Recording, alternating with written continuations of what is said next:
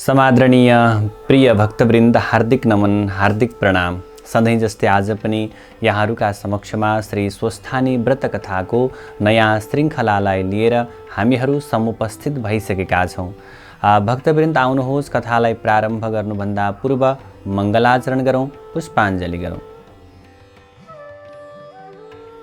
ॐ यं ब्रह्मा वरुणेन्द्र रुद्रमरुतः स्तुन्वन्ति दिव्यैः स्तवैर्वेदैः साङ्गपदक्रमोपनिषदैर्गायन्ति यं सामगाः। ध्यानावस्थिततद्गतेन मनसा पश्यन्ति यं योगिनो यस्यान्तं न विदुः सुरासुरगणा। देवाय तस्मै नमः।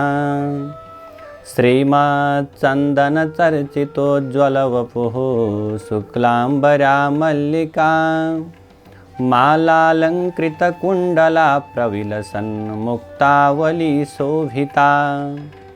सर्वज्ञाननिदानपुस्तकधरा रुद्राक्षमालाकरा। वाग्देवी वदनाम्बुजे वसतु मे त्रैलोक्यमाता चिरम्। मूकं करोति वाचालं पङ्गुं लङ्घयते गिरिं। यत्कृपातमहं वन्दे परमानन्दमाधवम्। नमो भगवते तस्मै व्यासायामित तेजसे यस्य प्रसादाद् वक्ष्यामि नारायणकथामिमां। नारायणं नमस्कृत्य नरं चैव नरोत्तमं देवीं सरस्वतीं व्यासं ततो जयमुदीरयेत्। श्री स्वस्थानी परमेश्वर्यै नमो नमः।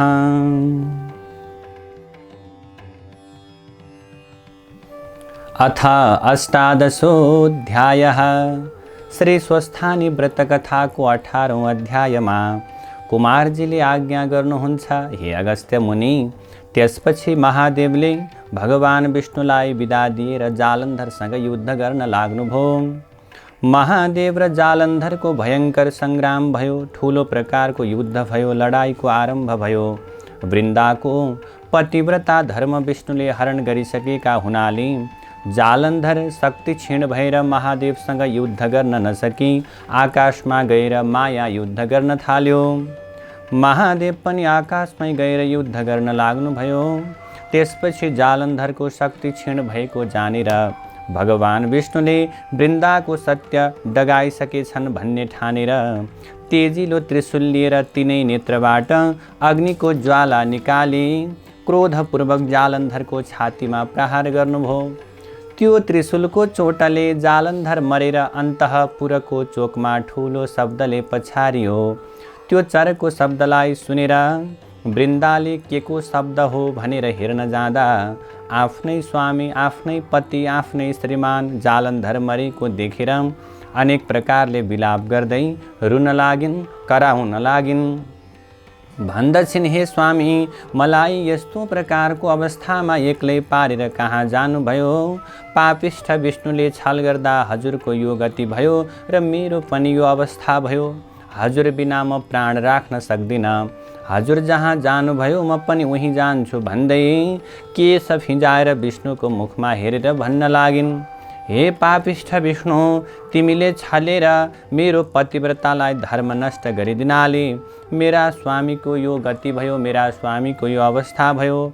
अब म तिमीलाई श्राप दिन्छु। पहिलो श्राप तिमी झार हुनु परोस्, दोस्रो श्राप तिमीलाई घाँस हुनु परोस्, तेस्रो कल्प वृक्ष भएर रहनु परोस् र चौथो श्राप ढुङ्गा भएर रहनु परोस्। यति 4 थोक मैले तिमीलाई श्राप दिएँ भनेर आफ्ना स्वामीसँग सती गएर वृन्दाले आफ्नो देहलाई त्याग गरिन्। कुमारजीले बताउँदै जानुहुन्छ, हे अगस्त्य मुनि, पतिव्रताको श्राप विष्णुलाई लाग्यो र झार हुनु परोस् भनेकोमा तुलसी भएर रहनु पर्यो। घाँस हुनु परोस् भनेकोमा कुश भएर रहनु पर्यो। कल्पवृक्ष हुनु परोस् भनेकोमा पिपल भएर रहनु पर्यो। ढुङ्गा हुनु परोस् भनेकोमा शालिग्राम भएर रहनु पर्यो। यसैले तुलसी कुश पिपल र शालिग्राम नारायण रूप हुन् भनेर सबैले पूजा गरेको प्रमुख कारण पनि यही नै हो। हे अगस्त्य मुनि, पतिव्रता धर्म भनेको सबैभन्दा ठुलो धर्म हो। त्यसपछि वृन्दाको श्राप मोक्ष गर्नका निम्ति पृथ्वी तलमा जान्छु भनेर विष्णु भगवान पृथ्वीमा शालिग्राम, तुलसी, कुश र पिपल भएर रहनुभयो। अब यहाँ अगस्त्य नाम गरेका मुनिलाई कुमारजीले बताउनुहुन्छ शालिग्रामको महिमा। हे अगस्त्य मुनि, ढुङ्गा हुनु परोस् भन्ने वृन्दाको श्रापले नारायण विष्णु भगवान आफ्ना कुनै अंशले शाली नदीको बगरमा आएर शिला भएर रहनुभयो। तिनै शिलालाई मानिसहरू शालिग्राम भनेर भन्दछन्। हे अगस्त्य मुनि, जो जन सधैँ शालिग्राम रूप नारायणको श्रद्धा र भक्तिपूर्वक पूजा गर्ने गर्दछन्, उपासना गर्ने गर्दछन् अनि निरन्तर रूपमा ओम नमो भगवते वासुदेवाय यो 12 अक्षरी मन्त्र अथवा ओम वासुदेवाय नमः यो 8 अक्षरी मन्त्र जपिरहन्छन् अथवा दिनहुँ 108 पल्ट बिहान बिहान जप्ने गर्दछन्, त्यस्ताले मरेपछि यमलोक वा यमराजका दूतहरूलाई देख्दैनन्। किनकि ती भक्तहरू सरासर विष्णुलोक जान्छन् अथवा मृत्यु पश्चात मरेपछि मुक्ति चाहनेहरूले चक्र बनेको शालिग्राम शिलाचक्रमा दिनहुँ ओम वासुदेवाय नमः भन्दै चन्दन र फूलले विष्णुको पूजा गर्ने गर्नु। किनकि त्यो शिलाचक्रमा सारा पापलाई नाश गर्ने, नित्य पूजा गर्नेहरूलाई पुण्य प्रदान गर्ने, मृत्यु पश्चात मरेपछि मुक्ति दिलाउने त्यो शालिग्राम शिला त्यस्ता शक्ति सम्पन्न विष्णु भगवानको वासस्थान हो। शालिग्राम शिलाको चक्रमा जो जन प्रतिदिन पूजा गर्ने गर्दछन् उसले प्रत्येक दिन 1000 राजसूय यज्ञ गर्यो भन्ने ठान्नु पर्दछ। ती जान्न योग्य अविनाशी परब्रह्म विष्णुलाई नित्य नमस्कार गर्दा जो पुण्यको प्राप्ति हुन्छ, मनुष्यहरूलाई त्यही पुण्य शालिग्राम शिलाको नित्य पूजा गर्नाले पनि प्राप्त हुन्छ।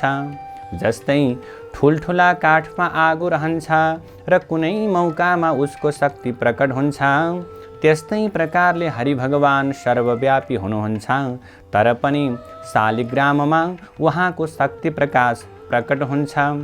हे अगस्त्य मुनि, जसले ठुला ठुला पाप गरेका छन्, जसलाई शुभ कर्मको अनुष्ठान गर्ने अधिकार छैन, त्यस्ताले पनि शालिग्रामको पूजा गर्ने गरेमा अथवा त्यस्ता प्रकारका व्यक्तिहरूले पनि शालिग्रामको पूजा गर्ने गरे भने ती जनहरू, ती व्यक्तिहरू नरक जानु पर्दैन, त्यस्ता व्यक्तिहरू नरक जाँदैनन्।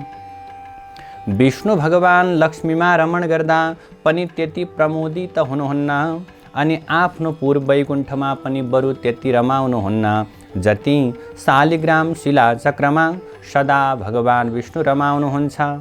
जुन व्यक्तिले शालिग्रामको शिलामा बनेको चक्रमा हरिको पूजा गर्यो अथवा जसले शालिग्राम चक्रमा भगवान हरिको नित्य पूजन गर्यो भने मानौ उसले अग्निहोत्रीको आचरण गर्दै सागर पर्यन्तको भूमिदान गर्यो भन्ने ठाने हुन्छ, अर्थात् सो सरहको पुण्यको प्राप्ति हुन्छ।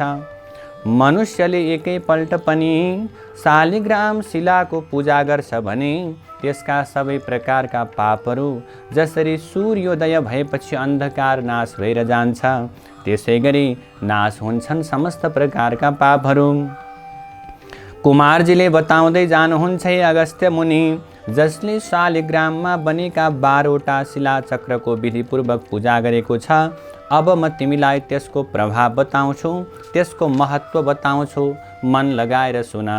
सुवर्ण निर्मित कलशहरूद्वारा 12 कल्प पर्यन्त 12 कोटि शिवलिङ्गको पूजा गर्नाले जो फल मिल्छ, त्यो फल 12वटा शालिग्राम शिलाको पूजा गर्नाले एकै दिनमा मिल्छ। फेरि जो व्यक्ति भक्तिपूर्वक 100 शालिग्राम शिलाको पूजा गर्दछ, त्यो व्यक्ति हरिको लोक वैकुण्ठ धाममा चिरकालसम्म बसेर पृथ्वी तलमा जन्मेर चक्रवर्ती राजा हुन्छ, चक्रवर्ती राजा भएर पूजित हुन्छ। काम क्रोध लोभले व्याप्त भएको जो कोही सज्जनले पनि शालिग्राम शिलाको पूजा गर्यो अथवा शालिग्राम शिलाको उपासना गर्ने गर्यो भने त्यो पुण्यका प्रभावले त्यो पनि हरिको लोक वैकुण्ठ धाममा जान्छ। जो मनुष्य सधैँ शालिग्राममा गोविन्द भगवानको पूजा गर्दछ त्यस्तो जन निश्चय नै प्रलय नभएसम्म अधोगतिमा प्राप्त हुँदैन। मनुष्यहरू बिना तीर्थ, बिना दान, बिना यज्ञ, बिना बुद्धि पनि शालिग्राम शिलाको पूजा गर्ने गर्नाले मुक्तिमा प्राप्त हुन्छन्।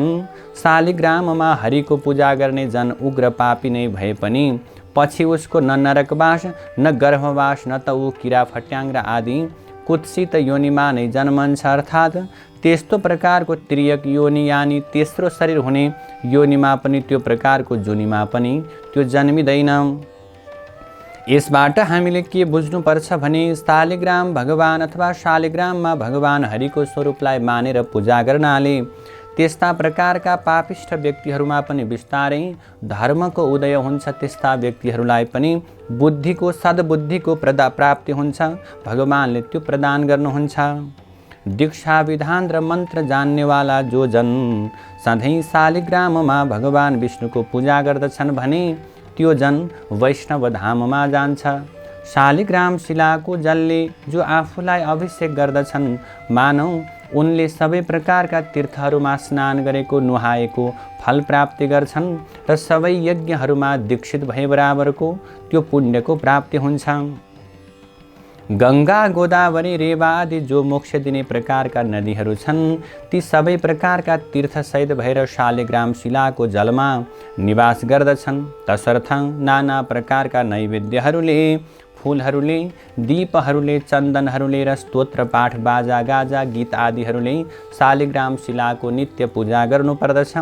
भक्तिपूर्वक, प्रेमपूर्वक पूजन गर्नुपर्दछ। कलियुगमा जो मनुष्य भक्तिपूर्वक शालिग्राम शिलाको उक्त विधानले पूजा गर्दछ, त्यो मनुष्य हजारौं करोड वर्षसम्म हरिको निकटमा रमाउँदै रहन्छ। आफूले दर्शन गरिएका, पूजा गरिएका, प्रार्थना गरिएका, वन्दना गरिएका करोडौं शिवलिङ्गहरूले जो फल मिल्दछ, त्यो फल एउटै पनि शालिग्राम शिलामा गरिएको दर्शन, पूजन अनि वन्दना र स्तमनले प्राप्त हुन्छ। जो मनुष्यहरू शालिग्राम शिलाबाट उद्भव विष्णुलिङ्गमा एकपल्ट पनि पूजा गर्दछन्, ती जन अध्यात्म ज्ञान रहित भएका भए पनि मुक्ति प्राप्त गर्दछन्।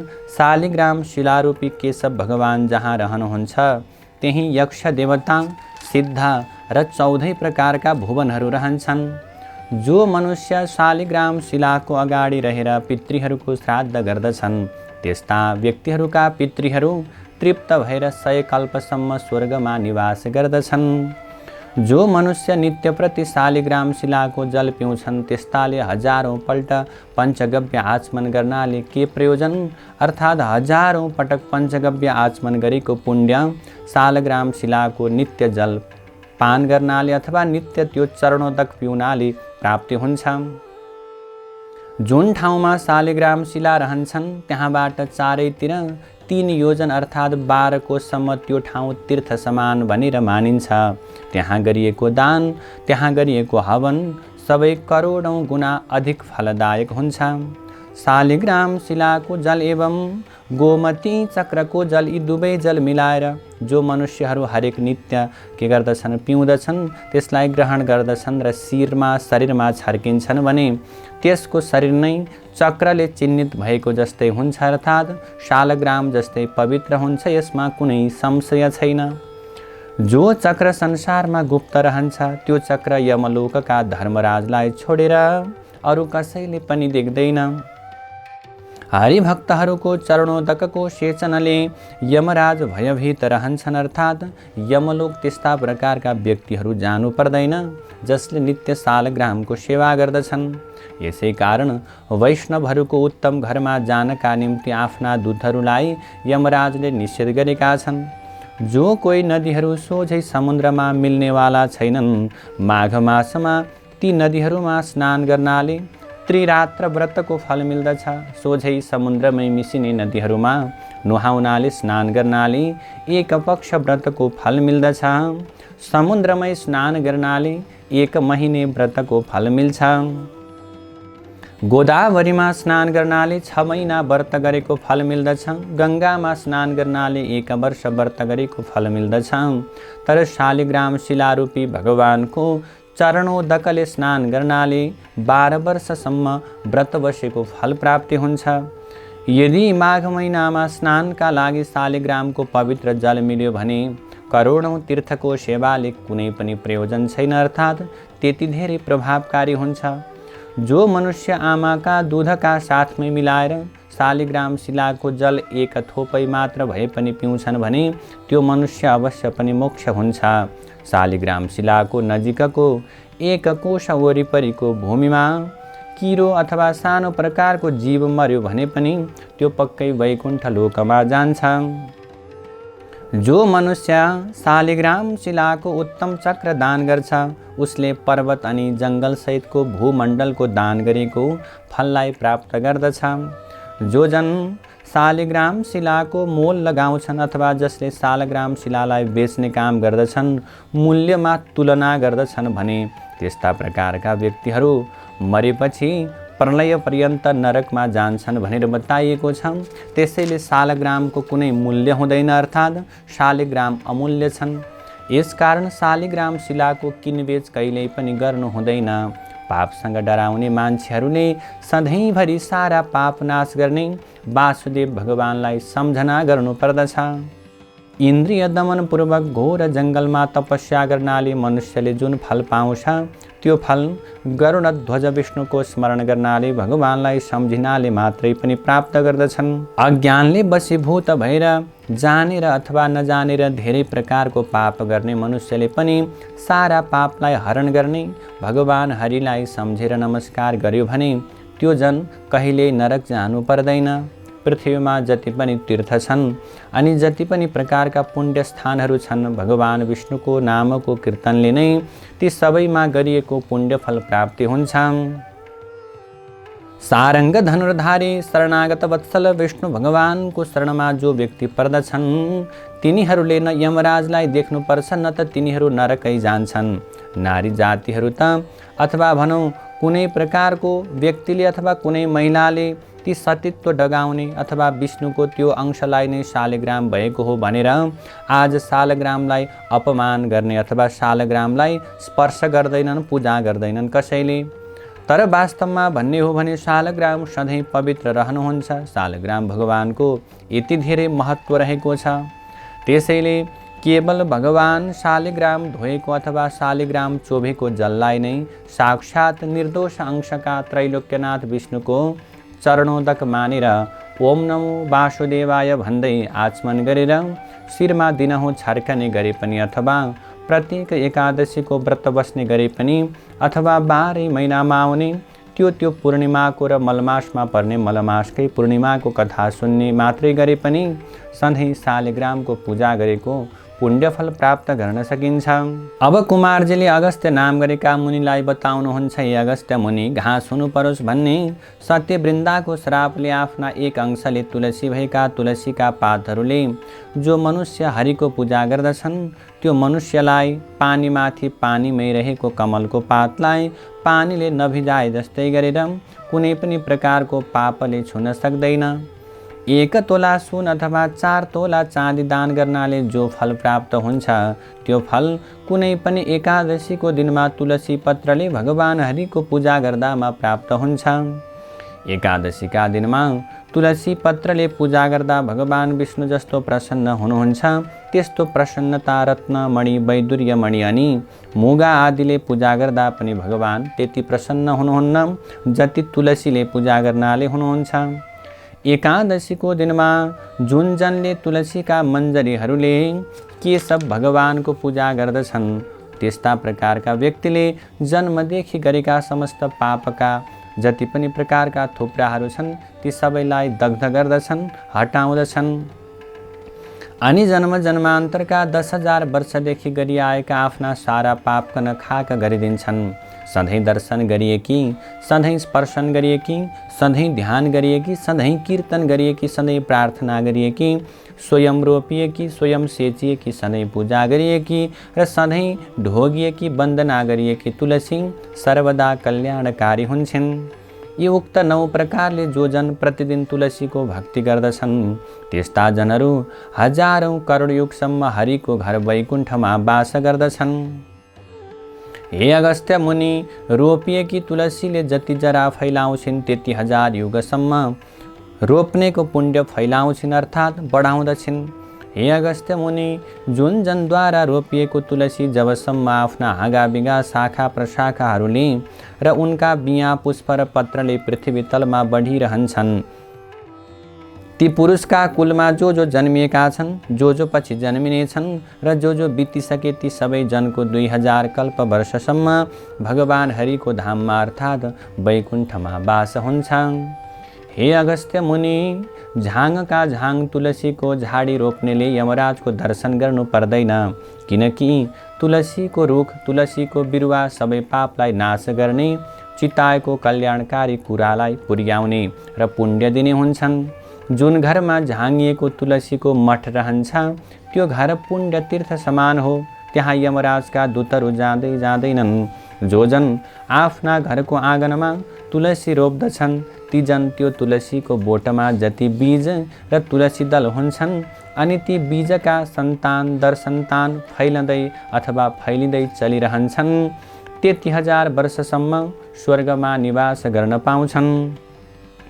तुलसीको वासनालाई सुघेर प्रसन्न मन भएका पितृहरू गरुडमा चढेर चक्रपाणी विष्णुको भवन वैकुण्ठ धाममा जान्छन्। नर्मदाको दर्शन, गङ्गाको स्नान तथा तुलसीका झाडीको स्पर्शन, यी तीनै अर्थात् यी तीनैको पुण्य उत्तिकै कहिएको छ। तुलसी रोप्नाले, हुर्काउनाले, सेच्नाले, दर्शन गर्नाले मात्रै पनि मनुष्यहरूले आफ्ना मन वचन शरीरले सञ्चय गरिएको पापलाई डढाउँछ अर्थात् विनाश गर्दछ। जो जन तुलसीका मञ्जरीहरूले नारायण हरि भगवानको पूजा गर्दछ त्यो जन मरेपछि मुक्त हुन्छ। उसले फेरि गर्भवासको ओहोर दोहोर गर्नु पर्दैन। पुष्कर आदि तीर्थहरू तथा गङ्गा आदि नदीहरू अनि वासुदेव आदि देवताहरू सबै नै जो तुलसीको बोट रोपेर त्यसका पातले विष्णु भगवानको पूजा गर्दछ त्यो त्यस्तो जन जहाँ भगवान चतुर्बाहु भगवान विष्णु रहनुहुन्छ, अन्तमा प्रसन्नतापूर्वक उही नै रहन पाउँछ। यसै कारणले आफ्नो सदा कल्याण चाहने नर नारीले आफ्नै घर आँगनमा गहिरोसम्म जरा पुग्ने गरी मलिलो माटो भरी बनाएको मठमा तुलसी रोपेर तिनै तुलसीको सधैँ पूजा गर्नुपर्दछ र पूजाको अन्त्यमा भक्तिपूर्वक यो प्रार्थना गर्नुपर्दछ, यो प्रकारले स्तवन गर्नुपर्दछ, यो स्तुति गर्नुपर्दछ अनि नम्रतापूर्वक ती तुलसीलाई ढोग्नु पर्दछ। भक्तिपूर्वक प्रार्थना गर्दा यो प्रकारको प्रार्थनालाई पढ्नु। या दृष्टा निखिलाघ सङ्घसमनी स्पृष्टा वपुः पावनी रोगाणामभिवन्दिता निरसनी सिक्तान्तकत्रासिनी प्रत्यासन्न विधायिनी भगवतः कृष्णस्य सारोपिता न्यस्ता तच्चरणे विमुक्तिफलदा तस्यै तुलस्यै नमः। अर्थात् जसको दर्शनले समस्त प्रकारका पाप समूहहरू शान्त हुन्छन्, जसलाई छुनाले शरीर पवित्र हुन्छ, जसलाई ढोग्नाले सारा रोगहरू नासिन्छन्, जसको जल मस्तकमा सेचन गर्यो भने यमराज पनि डराउँछन्, जसको पत्र शिरमा चढायो भने भगवान कृष्णको अत्यन्त नजिकै बस्न पाउने गराउँछिन्, भगवानका चरणकमलमा चढायो भने मुक्ति दिलाउँछिन्, त्यस्तै तुलसीलाई बारम्बार नमस्कार छ, बारम्बार प्रणाम छ। अब कुमारजीले अगस्त्य नाम गरेका मुनिलाई कुशको महिमाका विषयमा बताउनुहुन्छ। झार हुनु परोस् भन्ने सत्यवृन्दाको श्रापले कुश रूपमा झार हुनुभएको कुशमा विष्णुका अधिकांश शक्तिशाली शक्ति रहेका छन्। भाद्र कृष्ण औँसी अर्थात् कुशी औँसीका दिनमा जरै समेत उखेलेर राखेको कुश फेरि अर्को कुशी औँसी नआएसम्म पवित्रै रहन्छ। अरू दिनमा उखेलेको चाहिँ त्यसै दिनभरि मात्र पवित्र रहन्छ। कुश अत्यन्त पवित्र र पुण्यदायी झार हो। काँचो दुधमा दुधको मात्रा अनुसार 2-4 बोट हरियो कुश राखेर अब त्यसलाई छोडिदियो भने त्यो दिनभरि त्यो दुध फाट्दैन। ग्रहण लागेको बेलामा घरमा राखेको पानीमा कुश राखेर छोडिदियो भने ग्रहण लाग्दा हुने वातावरणको दूषित दोष त्यो प्रकारको पानीमा पर्दैन। समस्त देव कार्यमा तथा समस्त पितृकार्यमा अनि वेद मन्त्र र चण्डी मन्त्र जस्ता पवित्र मन्त्रहरूले कुनै वस्तुलाई मन्त्रने कार्यमा एवं वेदका मन्त्रहरू पढेर गरिने समस्त प्रकारका संस्कार एवं हवन कार्यहरूमा अनि प्रतिज्ञा गर्ने काममा, दान गर्ने काममा, सङ्कल्प गर्ने काममा, दिएको दिए गरिने महादानहरूमा कुश नभई हुँदैन। कुश अनिवार्य छ। तिल, जौ, जल यी 3 शक्तिसहितका ब्रह्मा विष्णु महेश स्वरूप 3 टुक्रा कुश हातमा लिएर गरिएको समर्पण कार्य उसैले वा उसका सन्तानले फर्कायो भने पनि त्यहाँ दुर्गति हुन्छ भनेर बताइएको छ। कुश छोएर अथवा लिएर झुटो बोल्यो भने त्यस्ता प्रकारका व्यक्तिहरूलाई पाप लाग्दछ। वेदका मन्त्रहरूले मन्त्रेको कुशले मात्रै पितृहरू भएका ठाउँमा पिण्ड पानीको सार तत्त्व र समाचार पुग्दछ। देवताहरूलाई कुशले हविको भाग दिलाउँछ। मन्त्रिएको वस्तुमा विष्णु शक्ति सम्पन्न गराउँछ। अर्थात् हरेक पवित्र कार्यलाई कुशले सुसम्पन्न पार्दछ। कुश चोभेको जललाई विष्णुको चरणोदक नै मानिन्छ। यसै कारणले कुशले जल छर्किएर अभिषेक गरिन्छ। अथवा कसैले छोइएर अथवा छोएर अशुद्ध भएको वस्तुलाई पनि कुश जलले शुद्ध गरेर पवित्र पारिन्छ। यसै कारण सबैले कुशलाई साक्षात् विष्णु स्वरूप नै मान्दछन् र सोही अनुसार मान्नु पनि पर्दछ। पहिलेका राजाहरूले देवी देवताको पूजाआजा चलाउन कुश समातेर दान गरेको भूमि पछिकाले हडपेर भोग गरे अथवा त्यस्तो प्रकारले आफ्नै फेरि सम्पत्तिमा गाभे भने त्यस्ताको पनि 40 वर्षभित्रै खराब प्रकारको अथवा नकारात्मक कुनै वस्तुको प्राप्ति भएको कुरा प्रमाणित भएको छ। तसर्थ कुशको अपमान गर्नु साक्षात् विष्णुको नै अपमान गर्नु जस्तै हुन्छ। किनकि प्रत्येक वनस्पतिमा सधैँ कुनै न कुनै गुण अवश्य रहेको हुन्छ अनि कुशमा त साक्षात् भगवान विष्णु नै रहनु भएको छ। त्यसैले तिल, जौ, जल सहितको कुश पक्रेर सङ्कल्प गर्दा पहिले हरि ओम तत्सत भनेर भनिन्छ। अर्थात् ओम माने सत्व रजतम मिलेको शक्ति। ओम नै हरि अर्थात् विष्णु हो। तत् माने त्यो विष्णु नै सत यानि सत्य वस्तु हो। तसर्थ त्यो कुस्वरूप विष्णुलाई समातेर मैले यो सङ्कल्प गर्दैछु भन्ने अर्थ हुन्छ। त्यसरी सङ्कल्प गरेको वस्तु कसैले हडपन्छ भने, सङ्कल्प गरेर दान गरेको वस्तु पुनः फिर्ता ल्याउँछ भने उसलाई राम्रो हुँदैन। अब कुमारजीले अगस्त्य नाम गरेका मुनिलाई पिपलको महिमाका विषयमा बताउनु भयो। सत्यवृन्दाको रुख हुनु परोस् भन्ने सत्य श्रापले गर्दा आफ्नो कुनै एक अंशले विष्णु भगवान पिपलको रुख हुनुभयो। तसर्थ पिपलको रुखलाई मान्छेहरू साक्षात् विष्णु रूप जस्तै ठानेर नर अथवा नारी सबैले प्रयत्नपूर्वक प्रत्येक शनिश्चरबार अर्थात् शनिबारको दिनमा मात्रै पूजा गर्ने गर्नु। जीवनमा बार बार नसके पनि एकपटक भए पनि शनिबारको दिनमा शनिबारको दिन पारेर यथाशक्ति गरेर पिपलको प्रदक्षिणा गर्नुपर्दछ। अथवा 1 लाख पिपलको प्रदक्षिणा गर्ने व्यक्ति अवश्य पनि मुक्ति हुन्छ। पिपलको फल पाकेको महिनामा बन्ध्या नारीले यदि शनिबारको दिन पारेर पिपलको रुख मुनि विधिपूर्वक राधा दामोदर भगवानको अर्थात् लक्ष्मी नारायण भगवानको पूजा गरून् र राधा दामोदरको स्वरूप मानेर ब्राह्मण दम्पतिलाई श्रद्धा र भक्तिपूर्वक यथेष्ट भोजन गराएर दक्षिणा दिइसकेपछि नबोलिकन एकदमै मौनतापूर्वक आफूले पनि भोजन गरून्। त्यसपछि आउने कुनै दिन पनि परसरेको चौथो रात बितेको भोलिपल्टको दिनमा गाईको दुधमा पिपलका पाकेका फल 2 तोला जतिको खीर पकाएर त्यो दिन त्यो खीर मात्र खाउन्। त्यसकारण त्यो प्रकारको प्रभावले के हुनेछ, उनका सन्तानहरू उत्पादन हुनेछन्।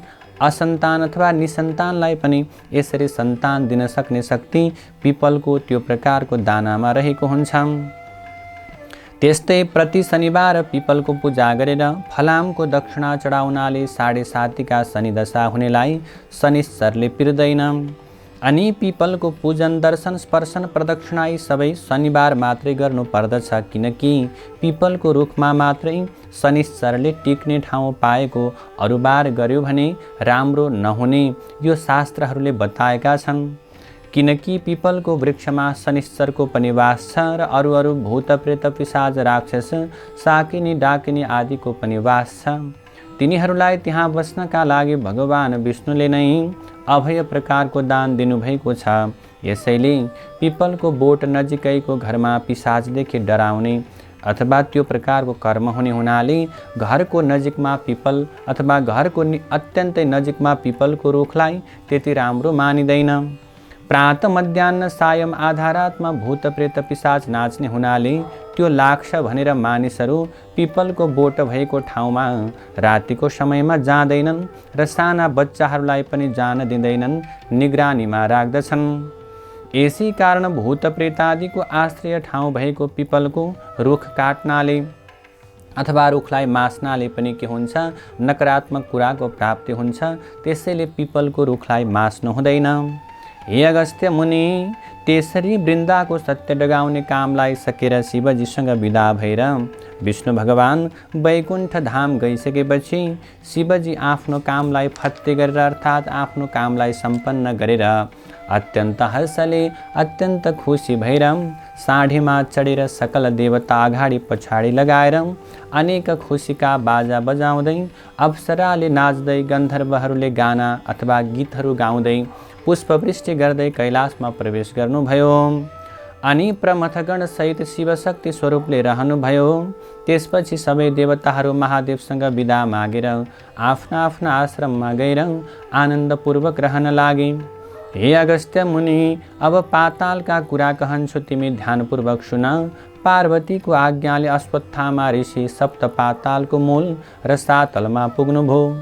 कस्तो पाताल भने सूर्यको प्रकाश झैँ प्रकाशमान भएको अनेकौं प्रकारका रत्नहरू जडेर बनाइएको सुवर्णको पुरीमा असंख्य सम्पत्ति भएका शेषनाग, तक्षकनाग, कर्कुटकनाग, पद्मनाग, शङ्खनाग, कुलिकनाग र करुण नाग बसेका र नागिनीहरू पनि हीरा, मोती, मणिमाणिक्य आदिका गहना एवं उत्तम उत्तम प्रकारका वस्त्रालङ्कार पहिरेर उभन्दा उराम्री उभन्दा उ सुन्दरी भएर बसेका त्यस्तो ठाउँमा पुगिसकेपछि अश्वत्थामाले, हे शेषनाग, पार्वतीको आज्ञाले श्री स्वस्थानी परमेश्वरीको व्रत गराएर जो जन दुखी छन्, जो जन दरिद्री छन्, तिनीहरूको उद्धार गर्नका निम्ति म यहाँ आएको हुँ। यहाँ कोही दुखी छन् कि छैनन् भनेर सोध्दछन्। अश्वत्थामा ऋषिको त्यो वचनलाई सुनेर शेषनागले भन्दछन्, हे ऋषि, यहाँ त्यस्ता दुखी र दरिद्री कोही पनि छैनन्। त्यहाँ त्यो वनको नगिचै शङ्खचूड नाग, रत्नचूड नाग, कृपादत्त नाग र धार्तराष्ट्र नागको घर छ। तिनका स्त्रीहरू साह्रै कष्टमा छन्, साह्रै पीडामा छन्। त्यहीँ गएर यो प्रकारको कुरा बताऊ। यति शेषनागले भनिसकेपछि अश्वत्थामा तिनै नागिनीहरूका घरमा गए। त्यहाँ शङ्खचूड नागकी स्त्री हिरावती, रत्नचूड नागकी स्त्री अर्थात् पत्नी रत्नावती र कृपादत्त नागकी पत्नी मृगावती एवं धार्तराष्ट्र नागकी स्त्री मदनावती थिए। यति ती नाग नागिनी परस्पर अनन्य प्रीतिले बस्दा दैव संयोगले दुःख पाएर घरमा बस्न नसकी ती चारैजना नागहरू परदेश गएका रहेछन्। अनि नागिनीहरू पनि पति परदेश गइसके पछाडि चारैजनाले सल्लाह गरेर घर छोडेर वनमा बसेर दुःखका दिनहरू बिताउन लागेका रहेछन्। ती नागिनीहरू दुःखमा परे पनि महासत्यवादिनी थिए। उनीहरूले सत्यलाई कहिल्यै छोडेका थिएनन्। नागहरू परदेश लागेको 12 वर्ष बित्दा पनि नागहरूले नागिनीहरूको र नागिनीहरूले नागहरूको केही पनि समाचार पाउन सकेका थिएनन्। अश्वत्थामा ऋषि त्यस्ता दुःखका सिन्धुमा डुबिरहेका ती नागिनीहरूलाई के गर्नुभयो, कुराकानी गर्ने इच्छा गरेर ती नागिनीहरूको नजिकमा पुग्नुभयो। ती नागिनीहरूले पनि सुनेर आज बाहिर आएर को बोल्दैछ भनेर गुफाबाट निस्केर बाहिर हेर्दछन्। अनि अश्वत्थामा ऋषिलाई देखेर सोध्दछन्, हे अश्वत्थामा ऋषि, आज हामी पापिनी दुखिनीका घरमा हजुर के कति कामले आउनुभयो। तब अश्वत्थामा नाम गरेका ऋषिले भन्दछन्, हे नागिनी हो, पार्वतीको आज्ञाले श्री स्वस्थानी परमेश्वरीको व्रत गराएर जो जन दुखी छन्, जो जन दरिद्री छन्, जसका पुरुष छैनन्, जो सन्तानहीन छन्, तिनको उद्धार गर्नका निम्ति म यहाँ आएको हुँ। यस्तो प्रकारको अश्वत्थामा ऋषिको वचनलाई सुनेर नागिनीहरूले मनमा आनन्द मानेर, हे ऋषीश्वर, हामी दुखी पनि छौँ, दरिद्री पनि छौँ, पापी पनि छौँ, हाम्रा सन्तान पनि छैनन्, हाम्रा पुरुषहरू पनि छैनन्। त्यसैले हामीलाई त्यो प्रकारको व्रत अवश्य पनि गराउनुहोस् भनेर नागहरू परदेश गएको र नागिनीहरू आफूले दुःख पाएको सबै कुराहरू सबै प्रकारको विस्तार गरेर आदरपूर्वक आज अश्वत्थामा नाम गरेका ऋषिलाई उच्च आसनमा उनीहरूले बसाले। अनि अश्वत्थामा नाम गरेका ऋषिले भन्नुहुन्छ, हे नागिनी हो, ध्यानपूर्वक सुन। सत्ययुगमा हिमालय पर्वतकी छोरी पार्वतीले श्री महादेव स्वामी पाउन भनेर श्री स्वस्थानी परमेश्वरीको व्रत गरेको विधि भन्दछौ। पौष शुक्ल पूर्णिमाको दिनदेखि हात गोडाका नङ काटेर स्नान गरेर अर्थात् नुहाएर पवित्र भएर एकभक्त रहेर एकचित्त गरेर मेरो फलानो कामना अथवा मेरो यो प्रकारको कामना सिद्ध होस् भनेर नित्य मध्याह्न कालमा श्री स्वस्थानी परमेश्वरीको पूजा गर्नु र उनैको कथा पनि सुन्नु। अनि त्यस्तै गरेर माघ शुक्ल पूर्णिमाको दिनमा 108 रोटी, 108 अक्षता, 108 बेली पुष्प, 108 यज्ञसूत्र, 108 पान, 108 कुडका सुपारी, जौ तिल फलफूल आदि सबै प्रकारका 108 सगुन समेत नाना उपचार तयार पारेर आरसीमा ओमकार लेखेर गङ्गा जलले स्नान गराउनु र श्रीखण्ड रक्तचन्दन सिन्दुर अबिर पुष्पमाला चढाएर धूप दीप नैवेद्य वस्त्र भेटी अर्पण पनि गर्नु। यसरी पूजा सकेर अर्घ्य दिनु अनि प्रसाद झिकेर अष्टोत्तर सयमा 8 रोटी, 8 अक्षता, 8 पुष्प, 8 पान, 8 कुटका सुपारी सगुन समेत आफ्ना पुरुषलाई दिनु। पुरुष अर्थात् पति नभएमा छोरालाई र छोरा पनि नभएमा मित छोरालाई अनि मित छोरा पनि नभएमा मेरो यो कामना फलानु कामना पूर्ण होस् भनेर गङ्गामा बगाइदिनु, गङ्गामा प्रवाहित गरिदिनु र 100 रोटी आफूले फलाहार गर्नु अनि रात्रिमा जागराम बस्नु। यति गरिसकेपछि तिमीहरूको अवश्य पनि दुःख नाश होला, यसमा अन्यथा नमाने।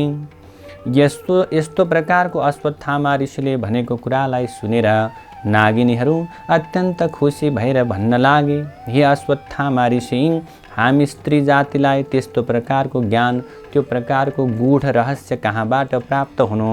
आज हजुर बसेर हामीलाई त्यो व्रत गराएर हामी अभागिनीहरूको उद्धार गरिदिनुहोस् भनेर नागिनीहरूले आग्रह गर्दछन्।